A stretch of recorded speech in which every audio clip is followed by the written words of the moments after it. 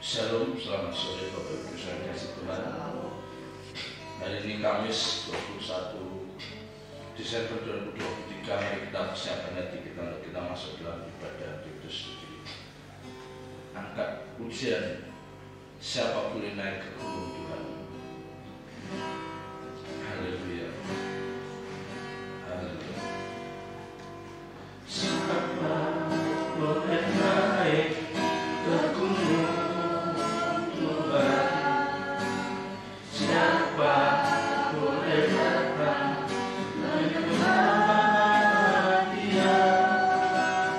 Hanya orang-orang yang suci Dia yang menyembah Dia.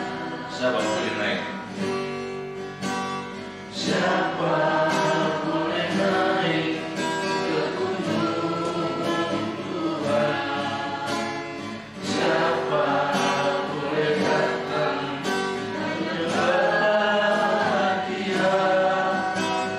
Hanya orang-orang yang suci hatinya, yang rindu menyembah Dia. Siapa boleh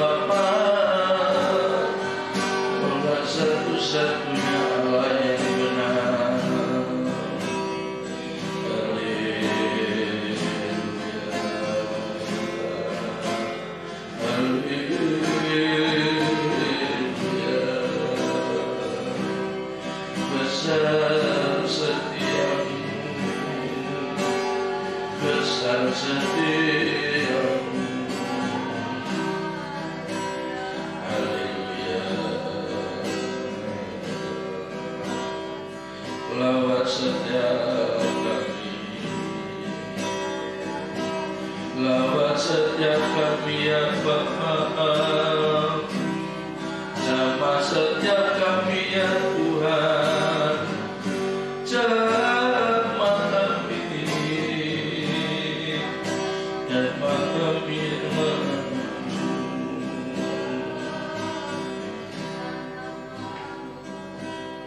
kami memuji-Mu Tuhan,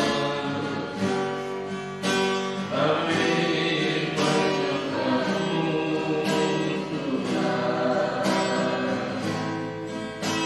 murah keagungan nama-Mu sembah sujud.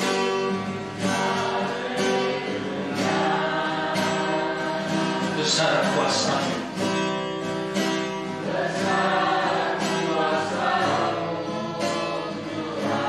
besar anugerah-Mu, haleluya, haleluya, tak terukur, tak paling panjang.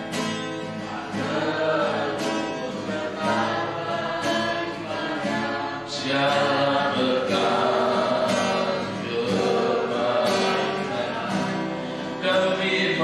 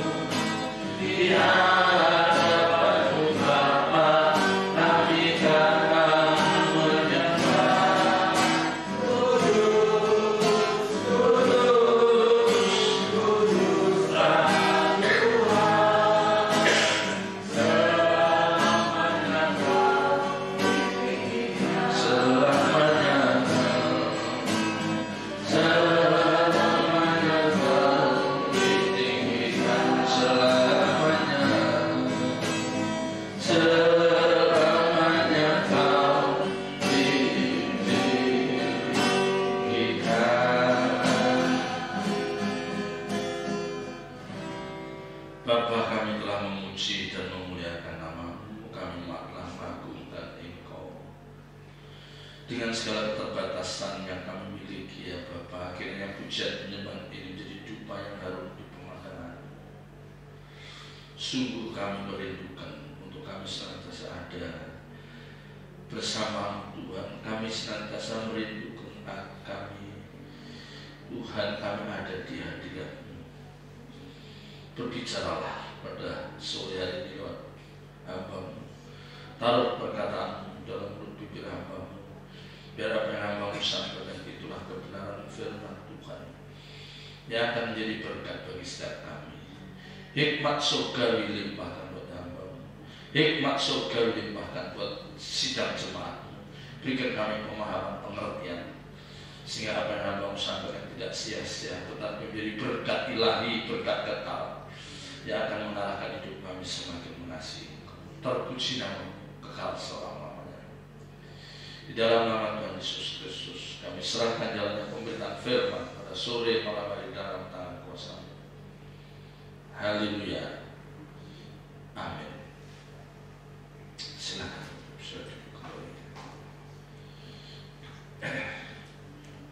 Bapak Ibu saudara kasih Tuhan, mungkin ini satu hal yang sering kita dengar, tetapi kali ini saya hanya mengingatkan bahwa hidup yang kita jalani dari bangun pagi, hidup yang kita jalani mulai dari bangun pagi sampai kita menutup mata pada malam hari ini, sesungguhnya itu adalah hidup yang untuk kepentingan Tuhan. Ya. Hidup yang kita gelar sepanjang hari itu adalah pelayanan bagi Tuhan. Ya, sekali lagi saya mengingatkan bahwa apapun yang kita kerjakan, seperti Alkitab katakan dalam 1 Korintus 10 ayat 31, baik makan atau minum, melakukan apa saja itu untuk kemuliaan Tuhan.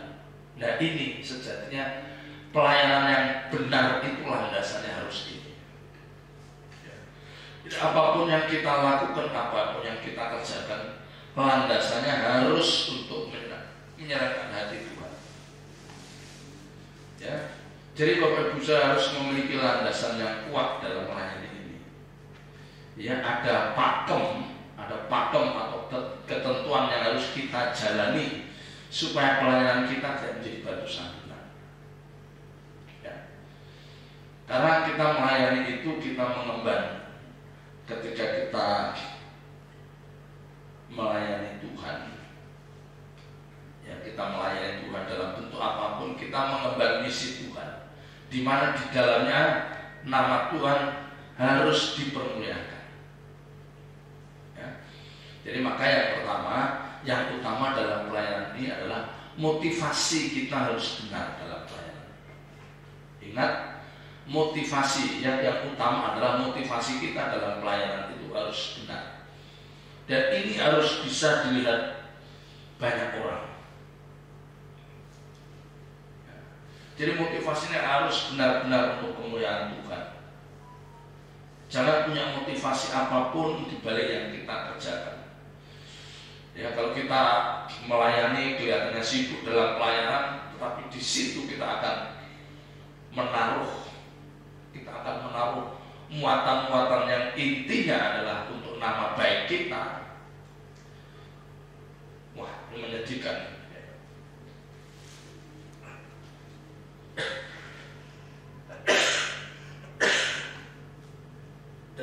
Dan ini bisa ditangkap oleh orang lain. Ya, ini bisa ditangkap oleh orang lain.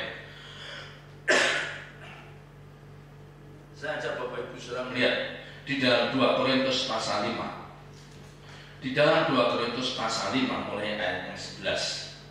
2 Korintus pasal 5 ayat 11. Perikopnya pelayanan untuk pendamaian. Ya. Pelayanan untuk pendamaian.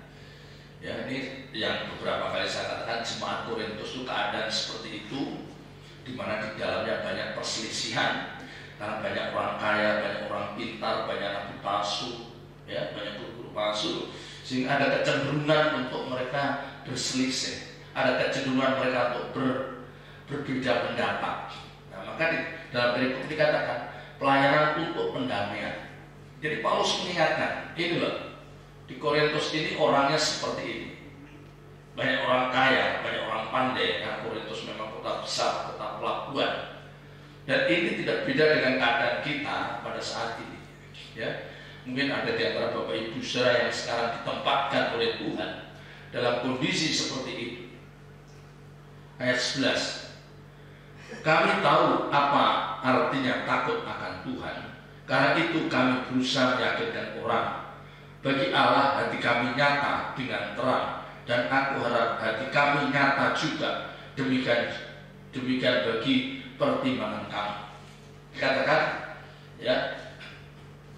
Jadi berita utama dari 2 Korintus pasal 5 mulai ayat 11 itu adalah takut akan Tuhan.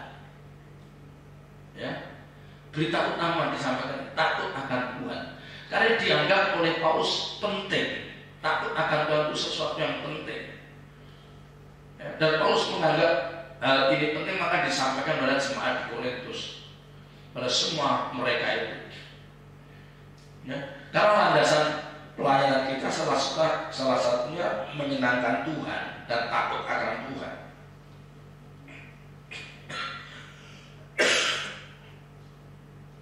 Tentu takut di sini bukan takut seperti kita takut terhadap penjahat, ya, kita takut terhadap kuasa kegelapan, enggak. Takut di sini menunjukkan bahwa kita harus menghormati dia. Ya. Jadi takut di sini bukan berbicara tentang takut seperti teror atau bencana alam yang besar atau kejahatan yang akan menimpa kita. Tapi takut di sini lebih ditujukan pada rasa kita menghormati sosok yang satu ini, yang melihat Tuhan Yesus itu. Ya, dia yang kita kasihi, dia yang kita layani. Jadi kalau landasan pelayanan kita adalah takut akan Tuhan, pasti di dalam benak kita tidak mau melukai hati Tuhan. Ya, melukai hati Tuhan. Maka kemarin waktu kita menjelang perayaan Paskah, saya ingatkan bahwa nanti pasti akan ada gesekan-gesekan, perbedaan-perbedaan yang mungkin timbul, ya. Dan kita harus antisipasi karena momen-momen seperti itu seringkali digunakan, dimanfaatkan oleh orang-orang yang tidak dewasa rohani, yang mereka bisa diperalat oleh kuasa kegelapan. Ya, tetapi puji Tuhan semua berjalan dengan baik. Ya, ada kekurangan di sana sini, ya oke lah, dan itu mungkin tanggung jawab saya, ya, tanggung jawab saya sebagai gembala sidang. Tapi at least perayaan Natal kemarin saya katakan sukses, ya, artinya yang datang dengan jumlah yang cukup, ya, pelayan Tuhannya juga on time, ya, hanya salah ada miskomunikasi antara pembicara dengan WA saya. Karena yang pertama saya WA acara jam 5, tetapi sudah saya susul WA kedua ke jam 6, ya, dan istrinya Pak Franky Chong mengaku kamu yang salah, karena ternyata WA saya kedua itu kehapus. Nah, tunjukin ini Pak WA, oh iya ya, ya, tapi tidak masalah, beliau orang yang sangat bijaksana, ya. Nah ini, mari kita ke depan kita akan banyak momen-momen seperti itu, dan mungkin akan ada banyak kesempatan untuk kita dilukai orang atau dikecewakan, ada saja nanti. Ya, maka saya katakan di sini dikatakan kami tahu apa artinya takut akan Tuhan, karena itu kami berusaha meyakinkan orang. Jadi dari Paulus mau menunjukkan takut akan Tuhan, dan aku mau tunjukkan pada kamu bahwa pelayananku dasarnya takut akan Tuhan. Jadi aku tidak takut pada manusia. Ya, takut akan Tuhan ini ditunjukkan oleh Paulus bagaimana dia menghormati hadirat Tuhan. Dia tidak mau melukai, tidak mau mengecewakan Tuhan. Nah, ini pula yang mestinya ada dalam diri setiap Bapak Ibu saudara dan saya. Bagi Allah hati kami nyata dengan terang. Allah tahu Paulus hatinya seperti apa, Allah tahu. Ya. sebelum lidahku ini mengucapkan kata, engkau sudah tahu, Allah Bapa sudah tahu. Jadi Paulus bertanya, Tuhan tahu isi hati saya. Ya.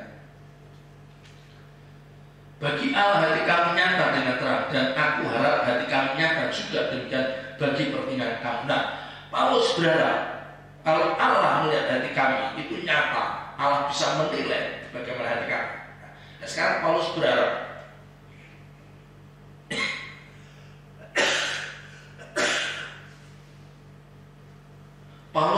supaya jemaat Korintus juga bisa menangkap, dia bisa memahami hati Paulus bahwa ini takut akan Tuhan.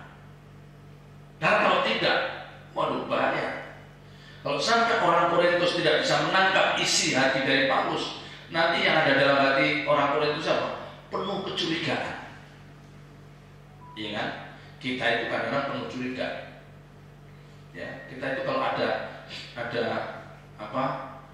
orang terus sangat baik, masih kenal sebentar baik, sebentar kasih uang, dibantu dengan jumlah cukup, kadang-kadang kita akan curiga, apa maksudnya, gitu kan? Ya, jadi seringkali kita gitu merasakan kebaikan orang, padahal orang itu tulus, tapi kita ada curiga, ada apa ini? Ya, Paulus mau, ya, Paulus mau supaya kamu juga ngerti aku. Ya, jadi ini yang menjadi landasan Paulus dalam pelayanan. Dia melakukan semua itu landasannya karena apa? Dia menghormati Tuhan. Dia takut akan Tuhan. Dia tidak mau mengecewakan Tuhan. Ya, karena bagaimanapun Tuhan yang akan menilai pelayanan Bapak Ibu Saudara dan saya. Ya, apakah dengan motivasi yang benar atau untuk membangun nilai diri, saya tidak tahu. Ya, sebagai gembala saya tidak tahu, tapi Tuhan yang menilai. Ya, jadi ingat, apapun yang kita lakukan, yang menilai Tuhan. Ya, maka tadi saya katakan landasannya harus takut akan Tuhan. Ya, jadi kita menghormati, kita tidak bikin gaduh. Jadi kalau Paulus ingin orang-orang Korintus ini mencontoh dia, karena yang tadi saya katakan orang-orang Korintus di situ banyak orang-orang yang kecenderungannya antar satu kelompok dan kelompok lain itu gesekan, ya, kecenderungannya itu cekcok, ya, kecenderungannya perselisihan. Maka Paulus kasih teladan, aku takut akan Tuhan, ya, dan supaya kamu bisa mencontoh apa yang aku lakukan. Paulus katakan bahwa bagaimanapun juga yang menilai pelayanan itu nanti Tuhan. Ayat 12. Dengan ini kami tidak berusaha memuji-muji diri kami sekali lagi kepada kamu, tetapi kami mau memberi kesempatan kepada kamu untuk memegahkan kami supaya kamu dapat menghadapi orang-orang yang bermegah karena hal-hal lahiriah dan bukan batiniah. Ya. Yang pertama kali dikatakan bahwa bagi Allah nyata bahwa hati Paulus itu bersih, terang bagi Allah, tidak diragukan. Ya, jadi Tuhan tahu Paulus tidak mencari pujian. Paulus tidak mencari pujian dari manusia, dan itu clear di hadapan Allah. Ya. Ayat 12, dengan ini kami tidak berusaha memuji diri kami sekali lagi kepada kamu. Nah, kamu juga jangan puji aku. Ya, untuk perkara-perkara yang jasmani kamu jangan memuji aku. Nah, Paulus mau menunjukkan bahwa kalau kamu mau memuji itu harus sesuatu yang lahiriah, sesuatu yang batiniah. Karena di sini dikatakan, dengan ini kami tidak berusaha memuji-muji diri kami sekali lagi kepada kamu, tapi kami mau memberi kesempatan kepada kamu untuk memegahkan kami supaya kamu dapat menghadapi orang-orang yang bermegah karena hal-hal lahiriah dan bukan batiniah. Jadi Paulus mengatakan, lihat pelayananku, ya, lihat pelayananku. Kamu tentu melihat pelayanan ada yang sifatnya lahiriah, ada yang batiniah. Ya, untuk yang lahiriah kamu tidak usah memuji-muji, tidak perlu aku puji. Misalnya yang lahiriah itu misalnya apa? Paulus bisa melakukan mujizat, itu kan lahiriah. Tumpang tangan sembuh, ya, jangan. Ya. Paulus tidak memerlukan pujian dari orang-orang Korintus. Kalau masalah lahiriah, orang-orang Korintus di situ banyak guru palsu, dia juga bisa melakukan mujizat. Di situ banyak orang-orang pintar, dia mungkin juga lebih pintar dari Paulus.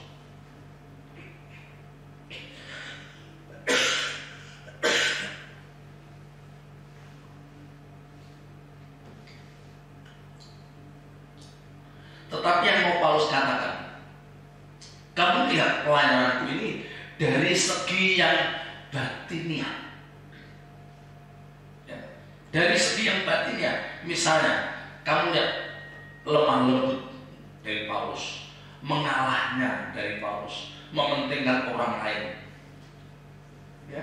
Jadi itu yang mestinya kamu tonjolkan. Sementara biarin mereka menonjolkan pelayanan dengan sesuatu yang lahiriah.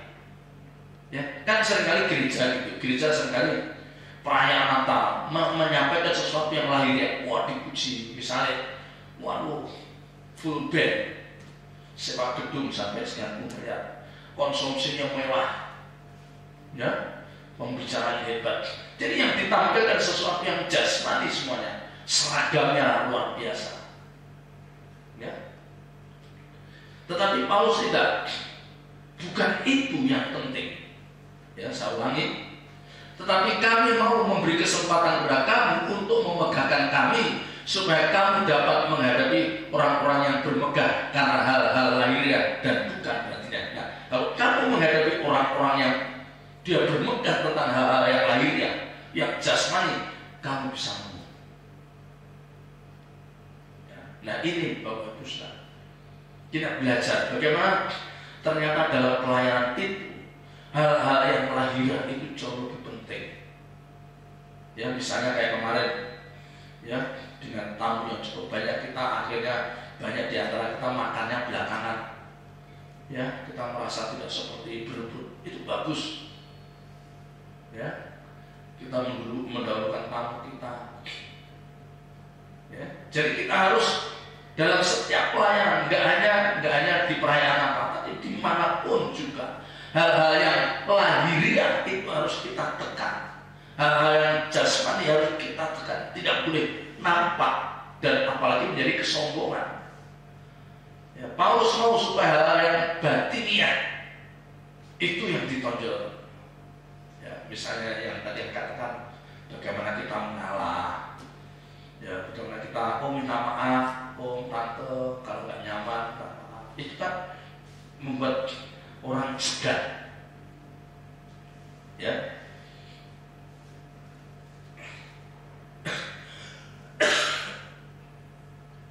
Jadi itu yang mau ditonjolkan oleh Paulus pada orang-orang itu. Nah, pelajaran yang baik bagi Bapak Ibu Saudara dan saya ini, konsep berpikir ini bisa kita adopsi dalam hidup pribadi kita, dalam hidup rumah tangga kita. Jadi anak-anak kita jangan dibiasakan membanggakan sesuatu yang jasmani, HP baru, ya, laptop baru, mobil baru, jangan. Ya, jangan dibiasakan. Hal-hal yang jasmani, yang lahiriah jangan. Kita harus bisa memperagakan sesuatu yang batiniah, yang rohani, yang itu akan menjadi berkat, dan itu akan menjadi pelajaran yang berharga bagi orang lain. Itu loh putranya bapak itu loh, orang tuanya kaya ya, tapi anaknya rendah hati. Nah, kita sering lihat itu, bapaknya kaya, ibunya kaya, tetapi anaknya rendah hati. Ya, dijak makan ke rumah itu dia bisa makan di emperan. Ya, itu memberkati. Ya, itu memberkati. Jangan anak kita diajarin untuk memamerkan sesuatu yang jasmani. Ya, makanya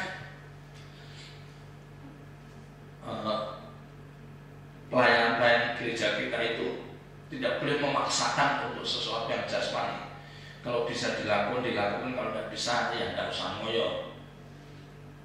Ya. Karena memang di jemaat Korintus, yang saya katakan jemaat Korintus banyak orang kaya dan orang hebat itu, mereka seperti dipakai untuk apa?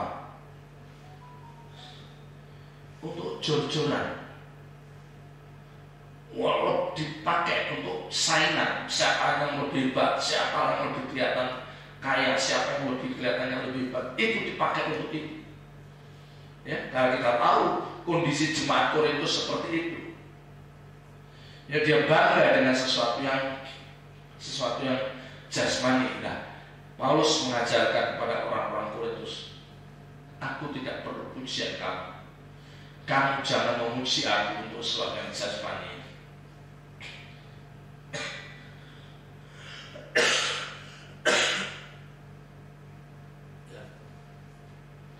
Tetapi kalau kamu memang mau, ya sama ayat 12, ya, tetapi kami mau memberi kesempatan, diberikan kesempatan kepada kamu, pada jemaat Korintus, untuk memegahkan kami supaya kamu dapat menghadapi orang-orang yang bermegah karena hal-hal lahiriah dan bukan batiniah. Ya. Jadi orang-orang yang bermegah dengan hal-hal yang lahiriah, dengan hal-hal yang jasmani, Paulus katakan, jangan kamu ikuti, tapi kamu sampaikan, kamu tunjukkan bahwa kamu menunjukkan hal-hal yang batiniah, yang rohani, supaya dia tahu. Ya, supaya dia tahu. Dan kadang-kadang ada gereja yang Natal itu yang dipakai ukuran yang jasmani, ya, konsumsinya apa, gedungnya di mana, seragamnya gimana, WR-nya dari mana, kan seperti itu, ya. Seringkali yang ditonjolkan sesuatu yang jasmani, tetapi kita belajar tidak seperti itu. Ayat 13. Sebab jika kami tidak menguasai diri, hal itu adalah dalam pelayanan Allah, dan jika kami menguasai diri, hal itu adalah untuk kepentingan kamu. Ya. Sebab jika kami tidak menguasai diri, artinya ini, kalau memang Paulus itu ada kalanya orang itu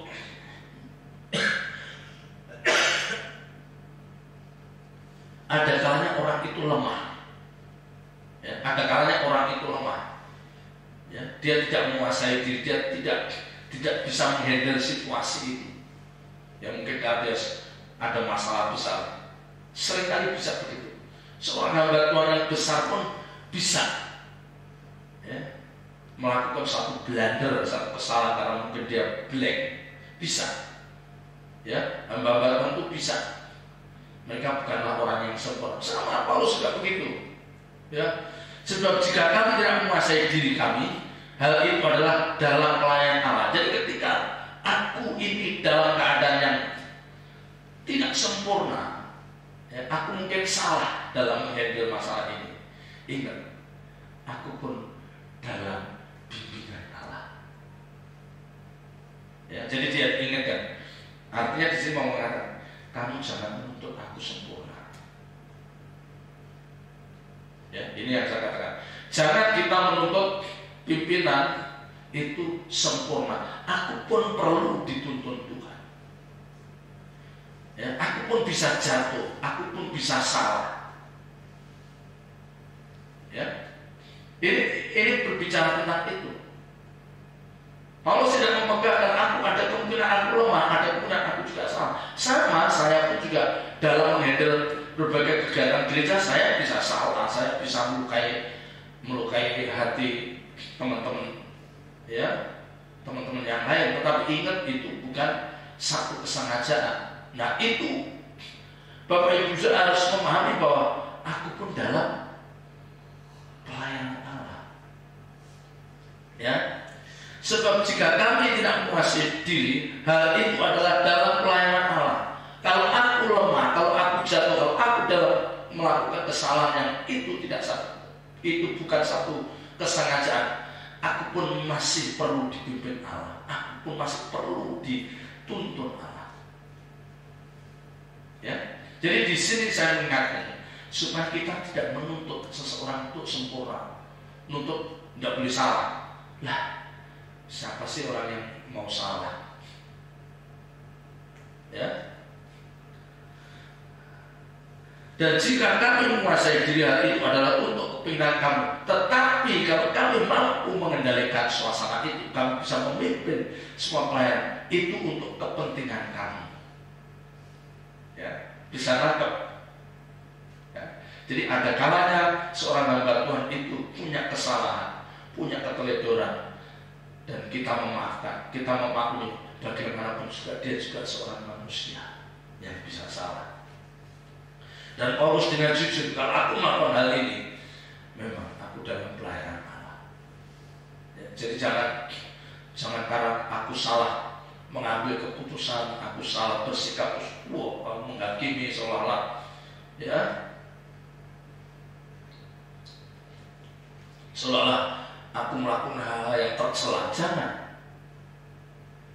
Ya, dan ini harus menjadi cara berpikir kita. Orang tua kita, ya, orang tua kita, mertua kita, hamba Tuhan kita itu bisa salah, ya, bisa salah. Dan mereka mengaku dengan rendah hati, aku pun perlu dipimpin Tuhan. Tetapi kalau aku bisa menguasai diri dan aku memang berjalan bersama Tuhan, aku akan menjadi berkat bagi kalian semua. Nah, idealnya memang seperti ini. Ya, idealnya orang tua, hamba Tuhan itu idealnya selalu dalam pimpinan Tuhan, sehingga dia tidak menjadi batu sandungan. Idealnya begitu. Tapi kan kita tidak bisa memaksa orang itu selalu benar, tidak bisa. Ya, tidak bisa kita memaksa orang itu tidak salah, tidak bisa. Ya. Paulus ngomong gini kenapa? Karena orang-orang Korintus pinter-pinter.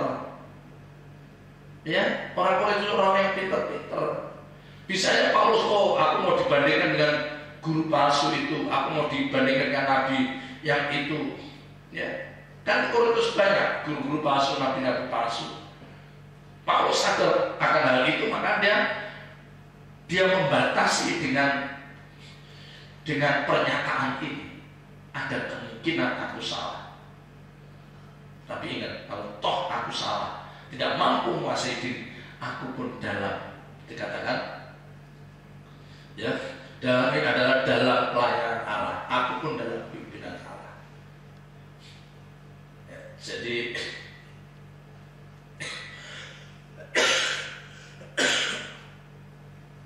supaya ini menjadi clear, Bapak Ibu. Ini menjadi clear.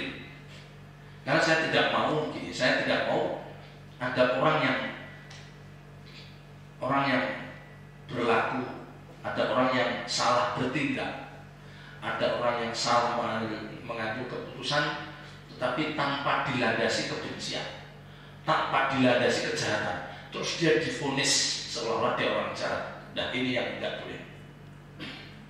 Ya, dia salah mengambil keputusan, dia salah membuat langkah salah, tetapi tidak ada landasan, tidak didasari oleh kebencian atau kejahatan. Ya, nah, seringkali itu terus dihakimi, padahal dia itu dalam ketidaktahuannya dia mengambil keputusan. Nah, ini yang mau saya clearkan. Ya, jika kami menguasai diri, hal itu adalah untuk kepentingan kami. Kalau Paulus bisa melakukan semua itu karena pimpinan Tuhan, itu untuk kepentingan kamu. Nah, ini memang idealnya seperti ini. Ayat 14. Sebab kasih Kristus yang menguasai kami, karena kami telah mengerti bahwa jika satu orang sudah mati untuk semua orang, maka mereka semua sudah mati. Nah, ini dihubungkan dengan apa? Sebab kasih Kristus yang menguasai kami.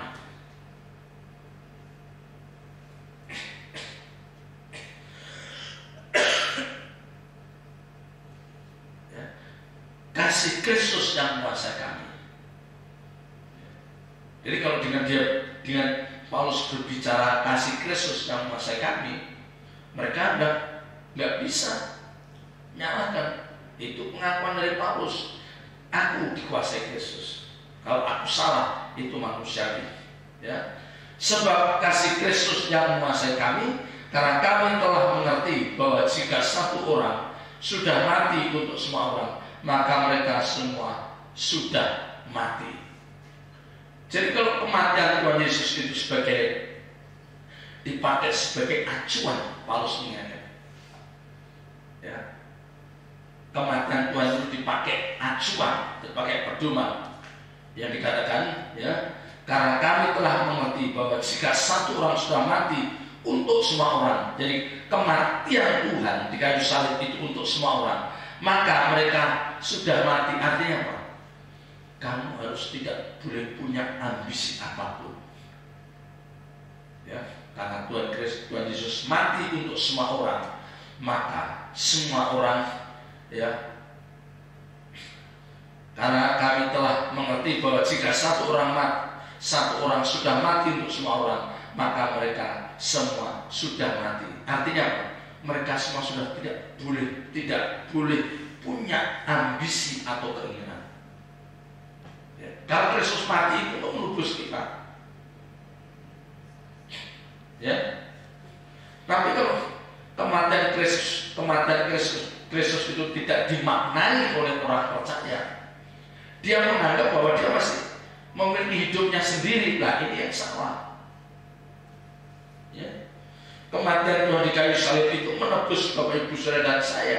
Dan kematian Tuhan di kayu salib itu membuat semua kita mati. Artinya apa? Kita sudah tidak boleh punya keinginan daging untuk kepentingan kita sendiri. Tidak bisa. Ya, ayat 15 ditegaskan. Dan Kristus telah mati untuk semua orang, supaya mereka yang hidup tidak lagi hidup untuk dirinya sendiri, tetapi untuk Dia yang telah mati dan telah dibangkitkan untuk mereka. Ini diteguhkan. Ya, jadi tadi dari ayat 11 tadi, ya, landasannya bagaimana kita takut akan Tuhan, ya, motivasi pelayanan kita harus takut akan Tuhan, motivasi kita harus untuk kepentingan Tuhan, ya. Terus ayat 12 tadi katakan bahwa tidak perlu puji-pujian untuk sesuatu yang jasmani, tetapi aku harus menonjolkan sesuatu yang batinnya, ya. Terus ayat 13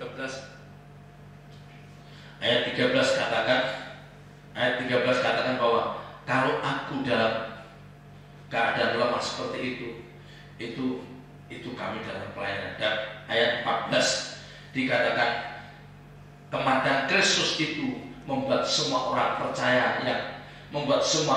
yang percaya kepadanya itu mati. Artinya apa? Tidak punya keinginan apapun. Dan ayat 15 itu menegaskan, dan Kristus telah mati untuk semua orang, supaya mereka yang hidup tidak lagi hidup untuk dirinya sendiri, tetapi untuk Dia yang telah mati dan telah dibangkitkan untuk mereka. Di ayat 15 itu melakukan kematian Tuhan membuat kita tidak memiliki hidup kita sendiri. Ya, kematian Tuhan itu membuat Bapak Ibu Saudara dan saya tidak boleh memiliki hidup kita sendiri. Karena hidup yang kita jalani itu hanya untuk kepentingan Tuhan. Ya, salah. Dan Kristus telah mati untuk semua orang. Ini sudah clear. Kristus mati untuk semua orang, bukan untuk sebagian. Ingat, Kristus mati untuk semua orang, bukan untuk sebagian. Ya. Kalau ada yang mengatakan, oh dia Kristus mati tidak untuk dia, makanya dia binasa, itu bukan jawaban yang tepat. Kristus mati untuk semua orang. Kalau orang itu binasa karena memang dia tidak meresponi kematian Tuhan di kayu salib itu dengan memadai, ya, dia tidak merespon, makanya dia binasa. Ya, tapi intinya kematian Kristus itu untuk semua orang, dan ini jelas. Ya, dan Kristus telah mati untuk semua orang, supaya mereka yang hidup tidak lagi hidup untuk dirinya. Jadi siapapun yang hidup tidak untuk dirinya. Nah, ini yang jarang ditekankan oleh pembicara di Mimbar. Ini yang jarang ditekankan. Yang sering ditekankan, wah, dia mati untuk menebus dosa kita. Kita diselamatkan bukan karena perbuatan baik. Kita diselamatkan karena anugerah. Itu yang banyak disuarakan. Ya, jarang disuarakan bahwa ya, supaya mereka yang hidup tidak lagi hidup untuk dirinya sendiri. Jarang ini disuarakan. Ya, padahal ayat yang mengatakan kalau Kristus mati untuk semua orang, maka kalau orang itu hidup, dia hidup bukan untuk dirinya, tetapi untuk kepentingan Tuhan. Maka 1 Korintus 10 ayat 31 katakan, baik aku makan atau minum atau melakukan apa saja untuk kemuliaan Tuhan. Ini menjawab ayat ini. Ya. Jadi Bapak Ibu Saudara jangan ikut-ikutan. Ya, seolah perbuatan baik tidak perlu. Ya, kita diselamatkan bukan karena perbuatan baik. Ya, terus seolah berbuat baik tidak perlu. Salah. Jadi jelas dikatakan supaya mereka yang hidup tidak lagi hidup untuk dirinya sendiri, tetapi untuk Dia. Jadi hidup ini kita persembahkan untuk kepentingan Tuhan yang telah mati dan telah dibangkitkan untuk mereka. Ini clear. Ya. Ini clear. Tidak ada pertanyaan lagi. Kristus mati untuk semua orang, maka kalau orang itu hidup, ya sudah hidup bagi Kristus, dipersembahkan untuk kepentingan Tuhan. Ayat 15. Dan Kristus telah mati. Ayat 16. Sebab itu kami tidak lagi menilai seorang juga pun menurut ukuran manusia. Dan jika kami pernah menilai Kristus menurut ukuran manusia, sekarang kami tidak lagi menilainya demikian. Ya. Sebab itu kami tidak lagi menilai seorang juga pun menurut ukuran manusia. Ya, jadi kita menilai seorang bukan menurut. Ya. Sekarang ini, ya, sebab itu kami tidak lagi menilai seorang juga pun menurut ukuran manusia. Jadi kalau dulu kita menilai seringkali pakai ukuran manusia, oh dia buat persembahan paling besar, oh dia menyerahkan hidupnya,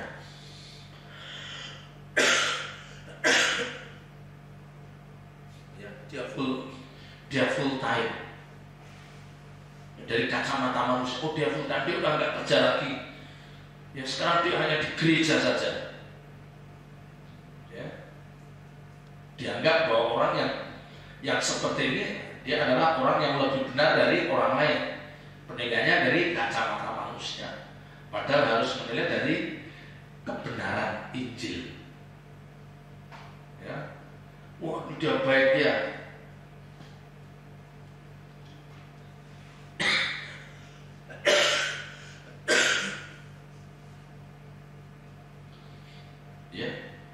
Dia menjadi berkat bagi banyak orang. Dia suka membantu orang. Dia suka ini, suka itu. Tapi dia lupa bahwa dia melakukan itu landasannya bukan karena mengasihi Tuhan. Landasannya bukan karena dia takut akan Tuhan. Tapi landasannya karena apa? Nilai diri. Nah, ini akan boleh. Ya. Orang melakukan sesuatu landasannya harus untuk kepentingan Tuhan. Jangan untuk nilai diri. Ya. Sebab itu kami tidak lagi menilai seorang juga pun menurut ukuran manusia.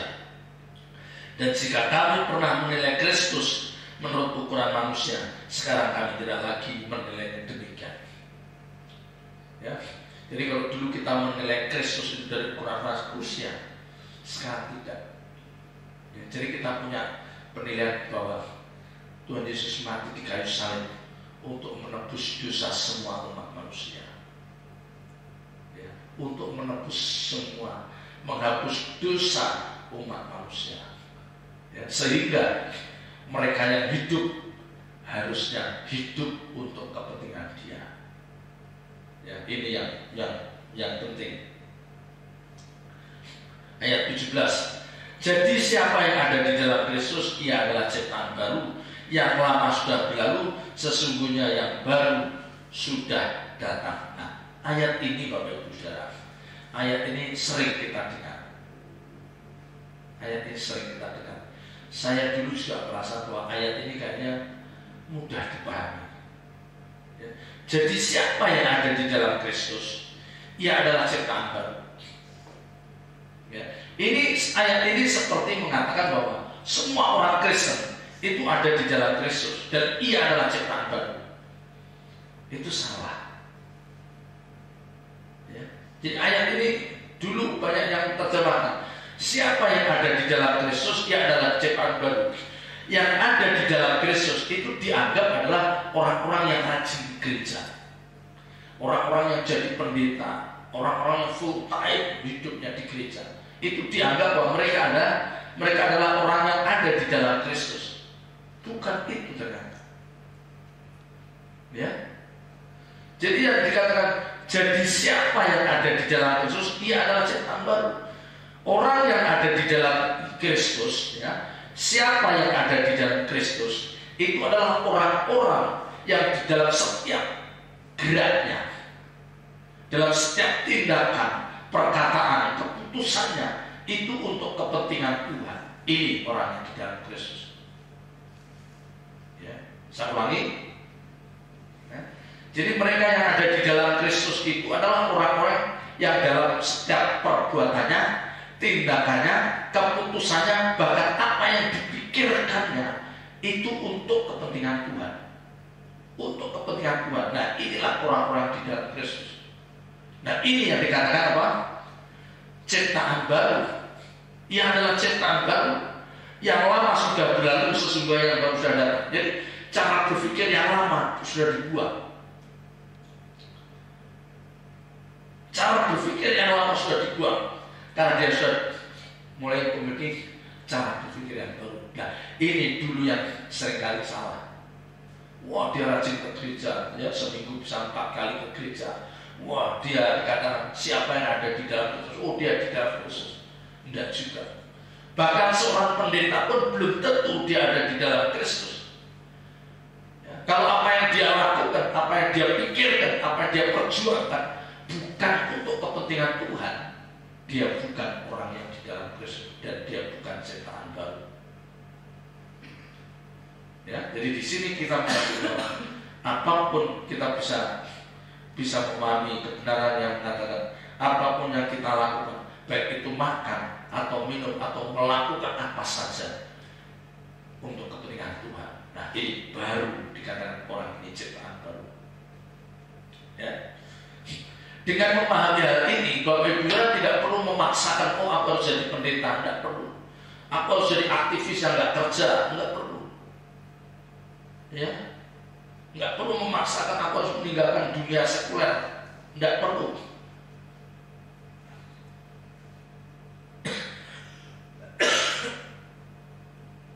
Yang jauh lebih perlu adalah pahami kebenaran firman Tuhan dan merenungkan kebenaran itu siang dan malam, dan kebenaran itu dikenakan dalam hidup kita. Dikenakan dalam hidup kita. Memang itu pedih, itu sakit, tapi kenakan kebenaran itu. Kita disuruh ngalah, disuruh ngampuni, disuruh berkorban, kita berkorban, disuruh tidak membalas, kita tidak membalas. Ya, disuruh tidak boleh membalas, kita tidak membalas. Disuruh murah hati, kita tetap bisa murah hati. Disuruh memeluk orang-orang yang melukai kita, kita tetap bisa memeluk. Ya, karena ada di dalam pikiran kita apa? Kita memiliki pikiran seperti yang ada di dalam diri Tuhan Yesus. Ya, dan ini tidak mudah. Jadi siapa yang ada di dalam Yesus, dia adalah ciptaan baru. Yang lama sudah berlalu, sesungguhnya yang baru sudah datang. Yang baru itu adalah cara berpikir kita. Cara berpikir kita. Yang baru itu adalah cara berpikir kita. Jadi kita memandang segala sesuatu dari sudut kekekalan. Kita menilai sesuatu itu dari kacamata kekekalan. Kalau ada orang yang hebat, mulut kayanya, kira-kira kita harus, ya puji Tuhan kamu diberkati. Ya kita tidak boleh ngiri. Ya. Ya, tapi kalau itu terjadi pada orang-orang yang kita kasihi dan mereka menunjukkan congkak, sombong, angkuh, baru kita ingatkan. Ya, harta benda itu hanya sesaat. Yang kamu mati tidak akan kamu bawa. Ya, mereka kita ajak untuk memilih cara berpikir yang baru. Ya, kita dulu termasuk orang-orang yang mengagungkan prestasi sekuler. Kita dulu termasuk orang-orang yang takjub dengan orang-orang yang sukses. Ya, takjub. Ya, sekarang pun kita takjub, tapi sukses yang benar bukan untuk masalah-masalah batik lahiriah. Sukses yang benar itu harus memastikan bahwa kita memiliki karakter seperti Kristus. Itu sukses yang benar. Ya. Nah, orang-orang yang dikatakan ia adalah ciptaan baru itu punya cara berpikir yang pasti seperti cara berpikir Tuhan. Ya, yang lama sudah berlalu. Kalau Paulus katakan di dalam Filipi, apa yang dulu aku banggakan, sekarang aku anggap sampah karena pengenalan akan Kristus. Jadi memiliki pengenalan akan Kristus itu lebih bernilai dari apapun. Nah, inilah Bapak Ibu sudah dikatakan cara berpikir yang baru. Nah, ini cara berpikir yang baru. Ayat 18. Dan semuanya ini dari Allah yang dengan perataan Kristus telah mendamaikan kita dengan dirinya dan yang telah mempercayakan pelayanan pendamaian itu kepada kami. Ya, semua itu dari Allah dengan perataan Kristus. Lewat korban Kristus di kayu salib, Paulus menjadi orang-orang yang dipakai Allah untuk menjadi pendamaian. Dan yang telah mempercayakan pelayanan pendamaian itu kepada kami. Betapa mulianya orang-orang yang dipakai oleh Allah untuk menjadi pendamaian. Ya, jadi Bapak Ibu harus punya kebanggaan kalau Bapak Ibu sudah dipercayakan oleh Tuhan menjadi orang-orang yang bisa memperdamaikan orang-orang yang sedang berselisih. Ya, karena memang itu tidak mudah. Orang yang banyak berselisih adalah orang-orang yang memiliki cara berpikir yang lama. Dan kalau kita ciptaan baru, kita punya cara berpikir yang baru, cara berpikir seperti Kristus, kita sudah melupakan perselisihan itu. Ya, kita bisa meninggalkan, melepaskan segala perselisihan itu, dan kita mau hidup sesuai dalam firman Tuhan. Ya, selamat berjuang. Tuhan Yesus memberkati. Haleluya.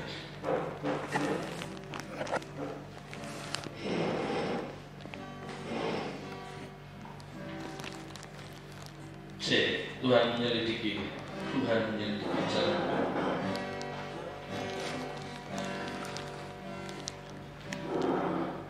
Tuhan menyelidiki jalan hidupku.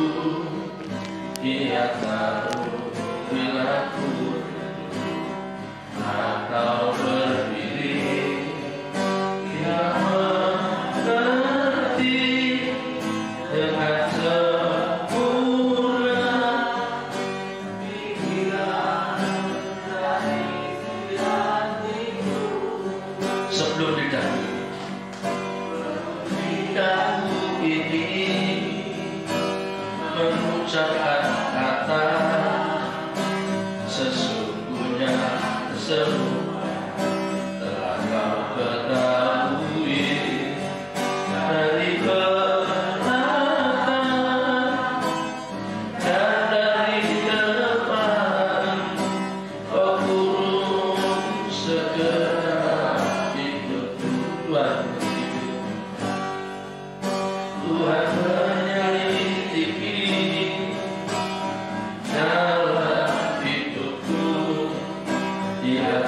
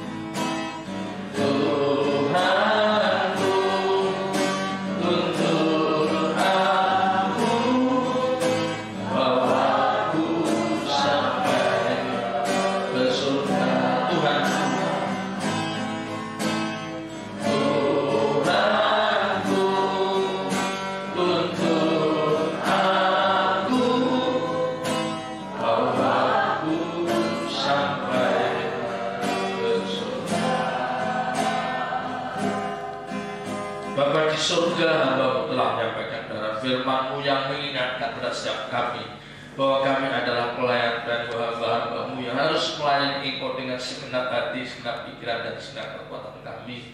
Landasannya harus apapun yang kami lakukan untuk kemuliaan nama-Mu.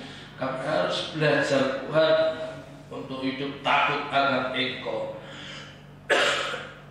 Kami harus menghormati Engkau. Apapun yang kami lakukan, biarlah itu cermin atau bentuk bahwa kami menghormati Engkau ya Bapak. Terima kasih Bapak, terima kasih. Ajar untuk kami mematikan segala keinginan daging kami yang selama ini mungkin masih kami turuti Tuhan, tetapi biarlah lewat kebenaran ini kami mau terus belajar mematikan segala keinginan daging, karena hidup yang kami jalani ini harus kami persembahkan untuk kemuliaan nama-Mu. Terima kasih Bapak, menerangkan firman-Mu dalam sabati kami dan ajar kami melakukannya. Kami menyerahkan sedang jemaat GSKI Alitia Cimanggis dalam tangan kuasa-Mu, juga saudara-saudara kami yang setia mengikuti ibadah streaming ini. Bapak, kiranya Engkau memberkati pekerjaan mereka, Engkau memberkati usaha mereka, Engkau memberkati anak cucu menantu mereka, rumah tangga mereka. Apapun yang mereka kerjakan menjadi berhasil, dan baik ini semua untuk kemuliaan nama-Mu. Kami menyerahkan bangsa dan negara kami dalam tangan kasih-Mu, pakai Bapak Presiden, Bapak Wakil Presiden, dan seluruh pejabat tinggi negara. Kiranya Engkau berikan hikmat surgawi untuk memampukan para pemimpin bangsa ini, membawa bangsa yang besar ini ke depannya menjadi lebih baik lagi. Terpuji nama kekal selama-lamanya. Bapak Ibu saudara kasih Tuhan akan kedua belah tangan Tuhan. Terima berkat yang dari Allah Bapa. Kekasih-kekasih Tuhan, biji mata Tuhan, terimalah berkat-berkat surgawi berupa jasmani, damai sejahtera yang dari Allah Bapa, cinta kasihnya yang kekal dari Tuhan Yesus Kristus, dan dalam kesempatan kuasa Roh Kudusnya mulai saat ini sampai maranatha. Tuhan menyertai perjalanan hidup Bapak Ibu saudara. Dalam nama Tuhan Yesus Kristus kami berdoa dan mengucap syukur, dan semua yang percaya katakan amin. Selamat